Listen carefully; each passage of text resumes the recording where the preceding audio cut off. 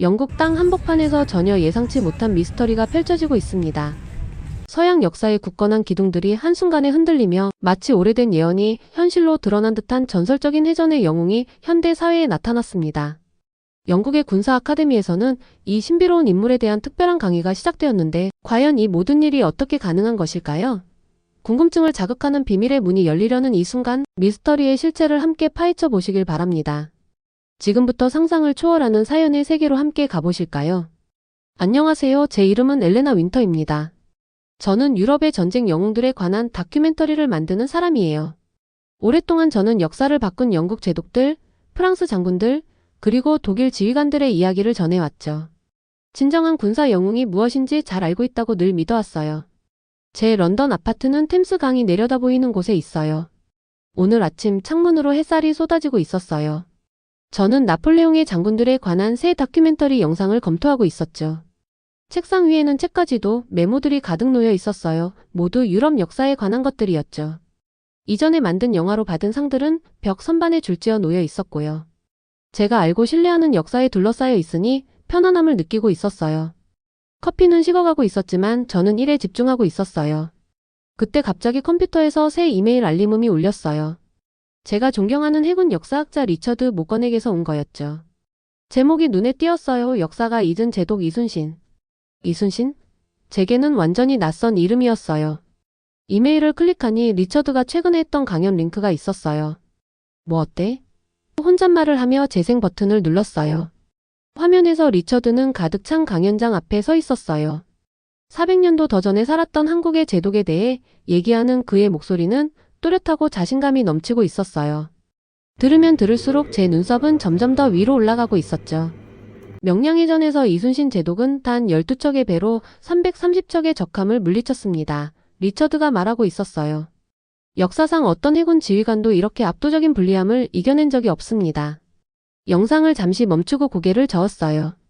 12척으로 330척을 상대한다고? 그럴 리가 없잖아요. 아시아 국가들은 종종 역사적 인물들을 실제보다 더 위대하게 만들어요. 평범한 전투를 믿기 힘든 전설로 바꾸죠. 적어도 제가 늘 그렇게 믿어왔어요. 그래도 리처드의 확신에 찬 모습에 호기심이 생겨서 다시 재생 버튼을 눌렀어요. 리처드는 이순신 제독이 서양 해군이 비슷한 배를 만들기 수세기 전에 세계 최초의 철판 장갑을 둘러친 거북선을 만들었다고 설명하고 있었어요.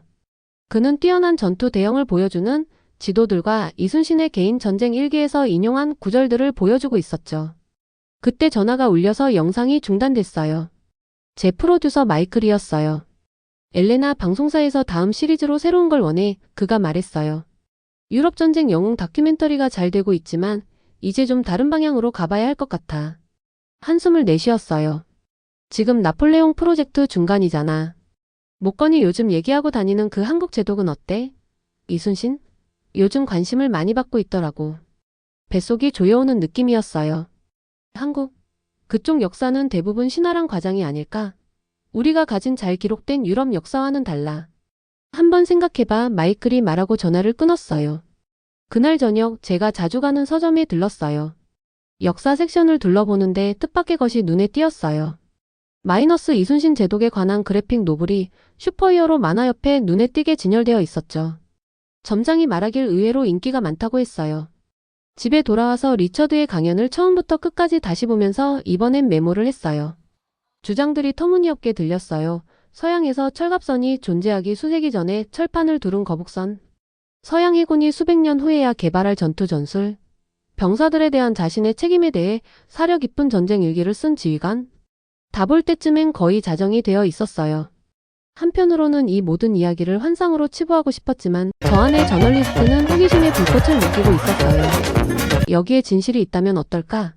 만약 내가 지금까지 좁은 시각으로만 군사 역사를 바라보고 있었다면? 전화가 다시 울렸어요. 마이클이었어요. 좋은 소식이야. 방송사에서 이순신 프로젝트를 승인했어. 그가 흥분해서 말했어요. 이미 한국에서 촬영할 팀을 꾸리기 시작했어. 깊은 숨을 들이마셨어요. 알았어. 하지만 다른 주제들과 마찬가지로 비판적인 시각으로 접근할 거야. 만약 이 제독의 이야기가 그저 신화와 전설이라면 사실인 것처럼 꾸미지 않을 거야. 물론이지. 마이클이 동의했어요. 그래서 내가 이 일의 최고인 거잖아. 전화를 끊고 나서 어두운 창문에 비친 제 모습을 바라봤어요. 익숙한 런던의 스카이라인이 제 얼굴 너머로 반짝이고 있었죠. 몇 년 만에 처음으로 앞으로 발견하게 될 것들에 대해 확신이 없었어요. 이 프로젝트는 저를 편안한 영역에서 멀리 데려갈 것 같았어요. 마이너스 단지 다른 나라로 가는 것뿐만 아니라 어쩌면 역사 자체에 대한 완전히 다른 이해의 세계로 말이죠. 이 여정이 다음 다큐멘터리뿐만 아니라 역사와 영웅, 그리고 저 자신에 대해 알고 있다고 생각했던 모든 것을 어떻게 바꿔놓을지 그때는 전혀 알지 못했어요. 비행기가 서울에 착륙하기 시작하면서 배속이 조여오고 있었어요.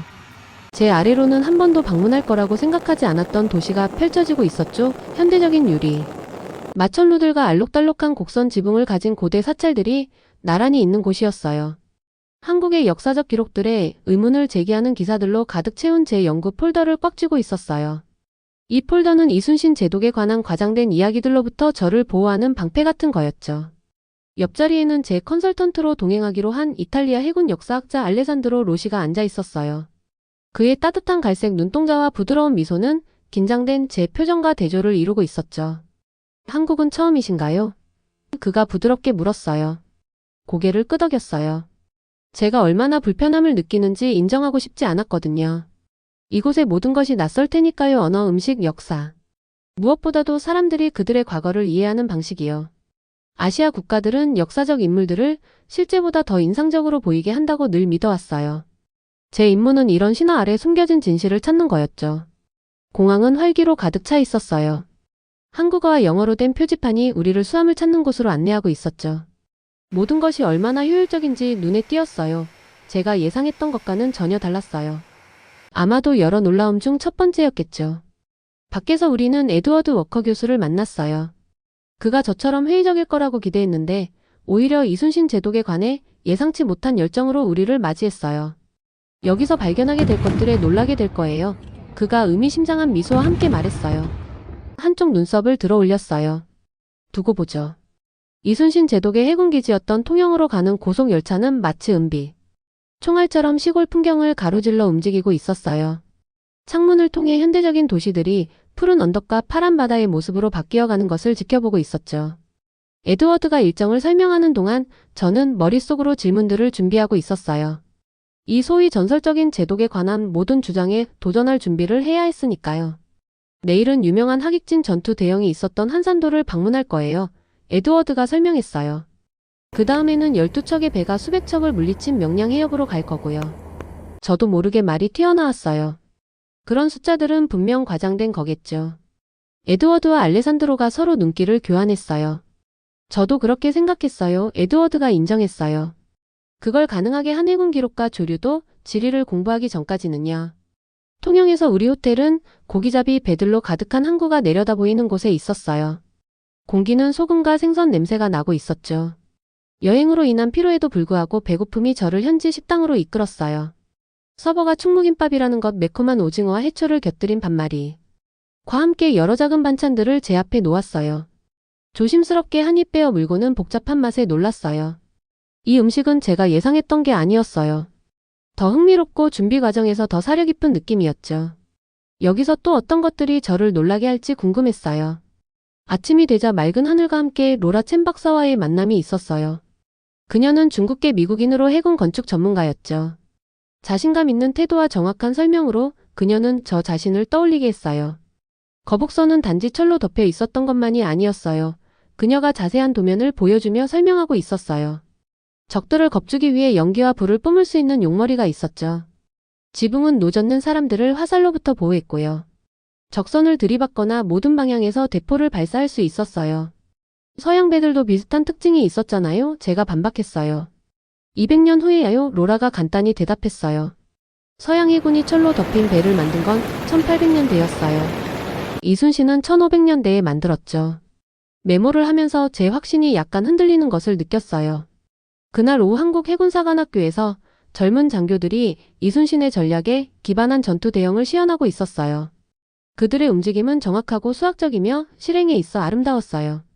저도 모르게 감명을 받고 있었죠. 이순신 제독은 기상 패턴, 해류, 그리고 조수를 연구했어요. 우리 안내원인 박 사령관이 설명했어요. 그는 적선이 가장 취약할 때가 언제인지 정확히 알고 있었죠. 적의 움직임을 추적하기 위해 광범위한 간첩 네트워크를 유지했고요. 학교 도서관에서 저는 이순신의 전쟁 일기 난중일기를 보게 되었어요. 알레산드로가 일부 구절을 번역해 주었는데 그것은 신화적인 슈퍼히어로가 아닌 의무와 희생으로 고뇌하는 사려 깊은 지도자의 모습을 보여주고 있었어요. 전쟁에서 지휘관은 승리를 위해 기꺼이 죽을 각오가 되어 있어야 한다. 이순신이 썼어요. 죽음을 구하는 자는 살고 삶을 구하는 자는 죽을 것이다. 그날 저녁 혼자 호텔 발코니에 서 있을 때 이 말들이 제 마음속에 울려 퍼지고 있었어요. 태양이 통영 항구 위로 지면서 물을 금빛 붉은색으로 물들이고 있었죠. 고기잡이 배들이 돌아오고 있었고 그들의 불빛은 마치 땅으로 떨어진 별들처럼 반짝이고 있었어요. 처음으로 제가 잘못되었을지도 모른다는 생각이 들었어요. 만약 서양적 역사관이 세계 다른 지역의 위대함을 보지 못하겠다면 어떨까요? 만약 이순신 제독이 정말로 모두가 주장하는 군사적 천재였다면요?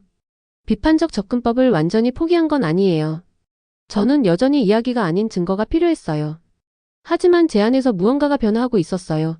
마치 아래 항구에 변하는 조류처럼요.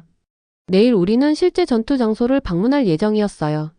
만약 이순신 제독의 전술적 천재성이 진짜였다면 지리 자체가 그 이야기를 말해줄 거예요. 시원한 저녁 공기를 깊게 들이마셨어요. 제 여정은 겨우 시작되었지만 이미 제 고정된 확신들이 흔들리기 시작하는 것을 느끼고 있었어요. 이렇게 쉽게 무시했던 이 땅에서 또 어떤 놀라움이 저를 기다리고 있을까요? 한산도로 건너가는 배가 제 발 아래서 부드럽게 흔들리고 있었어요. 아침 안개가 마치 얇은 하얀 담요처럼 물 위에 걸려 있었죠. 차가운 금속 난간을 꽉 잡으며 얼굴에 바다 물보라를 느끼고 있었어요. 이건 더 이상 단순한 연구가 아니었어요.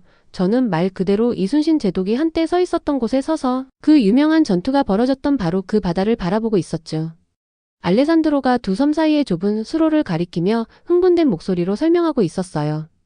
여기가 이순신이 하객진 대형을 만든 곳이에요. 그가 설명했어요. 배들을 V자 모양으로 배치한 다음 일본 함대를 이 좁은 통로로 유인했죠.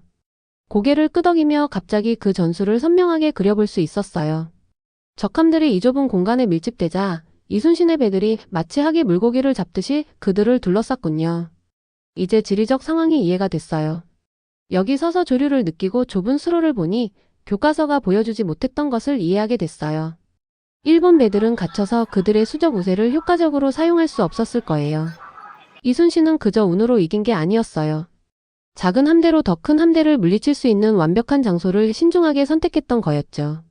안내원이 우리를 전투 현장이 내려다 보이는 높은 지점으로 안내했어요. 여기서 저는 전체 수로와 주변 섬들을 볼 수 있었어요. 이 위치의 전략적 중요성이 분명했죠. 이순신 제독은 여기에 막루를 세웠어요. 그녀가 우리에게 말했어요. 연기 신호를 사용해 배의 움직임을 조정했죠. 일종의 초기 해군 통신 시스템이었어요.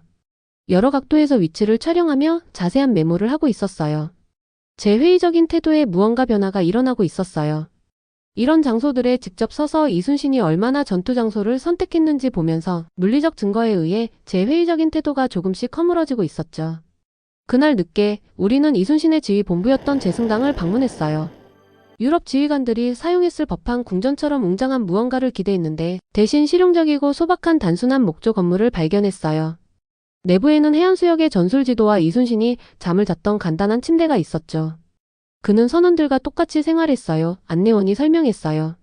식량이 부족할 때는 부하들과 같은 양의 적은 식사를 했죠. 병사들이 굶주리는 동안 잔치를 벌였던 제가 연구했던 유럽 장군들이 생각났어요. 이순신의 리더십 스타일은 놀랍도록 현대적으로 보였어요. 특권이 아닌 솔선수범으로 이끄는 방식이었죠. 그날 저녁 식사 때 저는 이순신 이야기의 특정 세부사항에 의문을 제기했어요. 우리 테이블에 있던 미국인 군사 역사학자 제임스 쿠퍼가 제 끈질긴 의심에 도전장을 던졌어요. 당신은 여전히 서양의 기준으로 이순신을 판단하려 하고 있어요. 그가 날카롭게 말했어요. 유럽이 군사적 천재성을 독점하지 않았다고 생각해 본 적은 없나요? 가슴속에서 자존심이 뜨겁게 타올랐어요. 저는 단지 철저하게 조사하고 있을 뿐이라며 저 자신을 변호했어요. 하지만 그의 말이 계속 마음에 남았어요. 그날 밤 호텔방에서 제 메모와 영상을 검토했어요. 벽에는 이순신의 유명한 마지막 명령이 적힌 서에 두루마리가 걸려 있었어요. 내 죽음을 알리지 마라.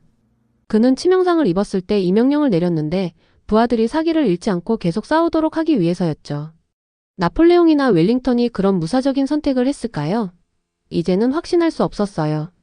다음 날 아침 우리는 가장 어려운 여정을 시작했어요.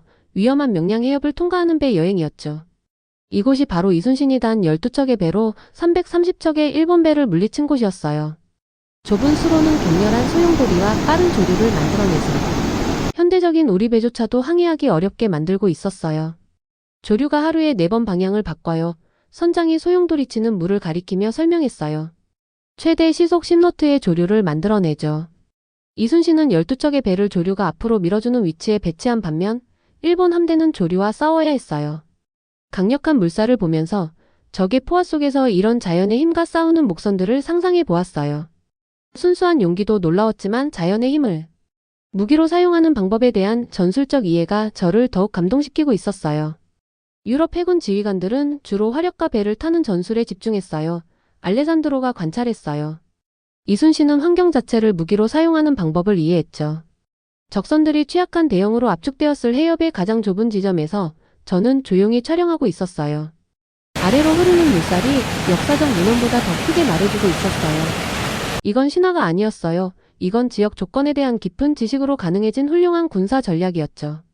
그날 저녁 호텔 방에서 제 영상을 검토하면서 상충되는 감정과 씨름하고 있었어요. 제 다큐멘터리가 형태를 갖추고 있었지만 제가 계획했던 것과는 달랐어요. 이순신의 천재성에 대한 증거가 제 선입견을 압도하고 있었어요. 문을 두드리는 소리에 제 생각이 중단됐어요.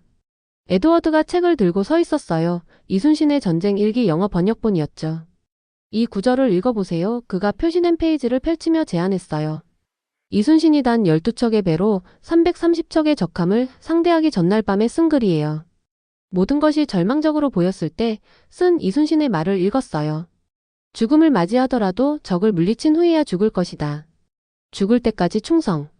제 안에서 무언가가 영원히 바뀌는 것을 느꼈어요. 이것은 과장된 이야기 속 신화적 영웅의 말이 아니었어요. 이것은 불가능한 역경을 맑은 눈으로 용감하게 직면하는 실제 지휘관의 진정성 있는 목소리였어요. 제 다큐멘터리를 완전히 다시 생각해봐야겠어요. 어렵지만 필요한 말을 인정했어요. 에드워드가 미소 지었어요. 그래서 우리가 다큐멘터리를 만드는 거예요, 엘레나. 우리가 알고 있다고 생각했던 것에 도전하더라도 증거를 따르는 거죠. 고개를 끄덕이며 이미 마음속으로 이야기를 재구성하고 있었어요. 내일 우리는 이순신이 마지막 항전을 했던 곳을 방문할 예정이었어요. 용기와 뛰어난 전략이 불가능해 보였던 것을 가능하게 했던 곳이요. 이 여정은 제가 전혀 예상치 못한 방식으로 저를 변화시키고 있었어요. 제 안의 회의론자가 완전히 사라진 건 아니지만 새로운 눈으로 보는 법을 배우고 있었죠. 이순신 해양공원 부두에서 복원된 거북선이 부드럽게 흔들리고 있었어요. 유럽 해군의 우아하고 장식된 배들과 달리 이 배는 순전히 기능을 위해 만들어졌죠. 전면에 장착된 나무 용머리는 한때 전투 중에 연기와 불을 내뿜어 적 선원들에게 두려움을 안겼고 곡선 지붕에서 튀어나온 쇠못은 적 병사들이 배에 오르지 못하게 설계되어 있었어요. 만져봐도 될까요? 안내원에게 물으며 철판으로 덮인 외부를 향해 손을 뻗고 있었어요. 그녀가 미소와 함께 고개를 끄덕였어요. 며칠 전에 도착했던 의심 많은 외국인과 지금의 제가 얼마나 달라졌는지 눈치챈 것 같았어요. 거북선 안에서 저는 그 영리한 설계에 놀라고 있었어요. 양쪽에 포구가 줄지어 있어 어느 방향으로도 포격할 수 있었죠. 노젓는 사람들은 갑판 아래에서 보호받고 있었는데 유럽 배들에서는 노꾼들이 적의 화살에 노출되어 있었던 것과는 달랐어요. 환기 시스템을 보세요. 알레산드로가 가리켰어요. 그리고 이 공간들은 배에 맞은 적의 화살을 모으는 곳이었어요. 다시 적에게 쏠 수 있도록요. 매끄러운 나무 들보를 손으로 쓰다듬으며 4세기 전에 이 배를 운용했던 선원들을 상상하고 있었어요.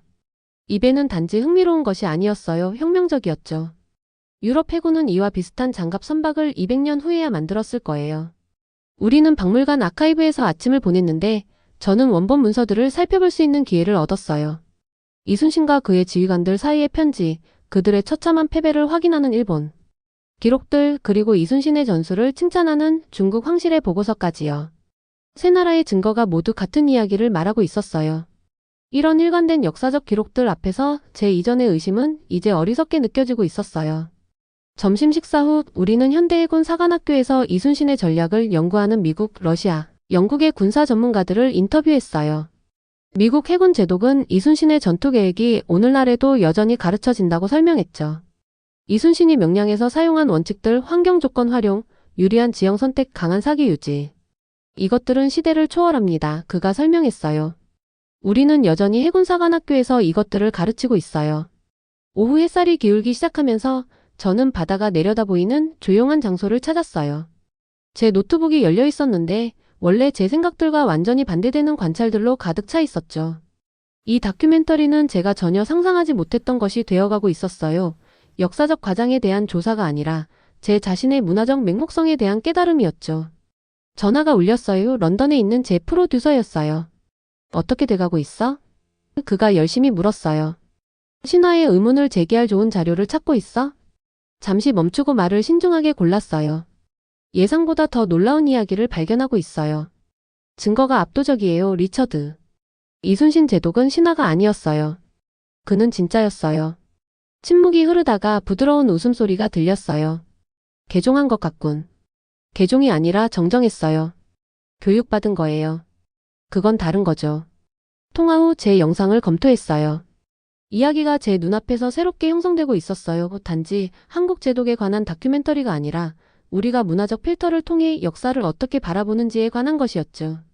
엘레나 윈터인 제가 객관적이라고 생각했지만 사실은 누구의 역사가 진지한 연구를 받을 자격이 있는지에 대한 깊은 편견을 가지고 있었다는 것에 관한 이야기였어요.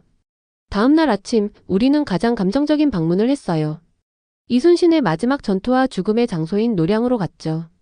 해안가에 서서 전투의 연기자욱한 혼란과 대포 소리를 거의 들을 수 있을 것 같았어요. 이순신은 여기서 자신의 가장 위대한 승리의 순간에 나라의 안전을 확보한 후에 죽었어요. 그의 마지막 말은 전투가 한창이다. 내 죽음을 알리지 말아였어요. 알레산드로가 조용히 말했어요. 깊이 감동받아 고개를 끄덕였어요.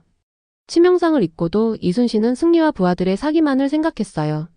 그의 개인적인 생존은 그의 사명에 비하면 아무것도 아니었죠. 그의 기억을 위한 작은 사당에는 지역 어민들이 단순한 재물, 과일, 막걸리, 꽃을 바쳐 놓았어요. 400년이 지난 후에도 일반 사람들은 여전히 그를 존경하고 있었어요. 먼 역사적 인물이 아니라 여전히 그의 희생이 중요한 수호자로서요. 그날 밤 잠을 이루지 못하고 호텔 옥상 테라스로 걸어갔어요. 딸이 이순신의 배들이 한때 항해했던 바로 그 바다 위로 은빛길을 만들고 있었어요. 에드워드가 난간에 서서 바다를 바라보고 있었어요. 당신도 잠을 이루지 못했나요? 그가 물었어요. 고개를 저었어요. 제가 얼마나 잘못되었는지, 얼마나 오만했는지 고민하고 있어요. 당신만의 문제가 아니에요, 엘레나. 우리의 전체 교육 시스템의 문제죠. 우리는 마치 모든 중요한 일이 유럽에서 일어났고, 마치 문명이 서구에서 덜 발전된 세계로 흘러나간 것처럼 역사를 배우고 있어요. 하지만 그것은 완전히 잘못됐어요. 그 깨달음이 아직 생생하고 아프게 다가오면서 대답했어요. 네, 그가 간단히 동의했어요. 이순신 제독은 유럽에서 수세기 후에야 나타날 해군 혁신을 만들어내고 있었어요. 그의 리더십 철학은 놀랍도록 현대적이었고 그의 전술적 천재성은 타의 추종을 불허했죠. 에드워드가 친절하게 고개를 끄덕였어요. 진짜 질문은 이거예요. 이 깨달음으로 당신은 무엇을 할 건가요? 그 질문이 밤 공기 속에 맴돌고 있었어요. 정말 뭘 할 수 있을까요? 제 다큐멘터리는 비판적 조사에서 더 깊은 무언가로 변모했어요. 개인적이고 직업적인 변화의 여정이었죠. 이 이야기는 더 이상 이순신 제독에 관한 것만이 아니었어요. 문화적 자부심의 맹목성과 역사를 진정으로 명확하게 보기 위해 필요한 겸손함에 관한 것이었죠. 통영 항구 위로 새벽이 밝아오면서 물을 금색과 분홍색으로 물들이고 있었어요. 이 영화가 무엇이 되어야 하는지 정확히 알고 있었죠. 단지 16세기 제독에 관한 다큐멘터리가 아니라 역사가 어떻게 모든 인류에게 속해 있는지 그리고 세상을 단 하나의 문화적 렌즈로만 바라보는 것이 얼마나 제한적인지에 관한 것이었어요. 신선한 아침 공기를 깊이 들이마셨어요. 제 안의 회의론자가 사라진 건 아니지만 이제 그녀는 더 현명해졌어요. 때로는 가장 중요한 발견이 연구 대상에 관한 것이 아니라 자신에 관한 것이기도 하니까요.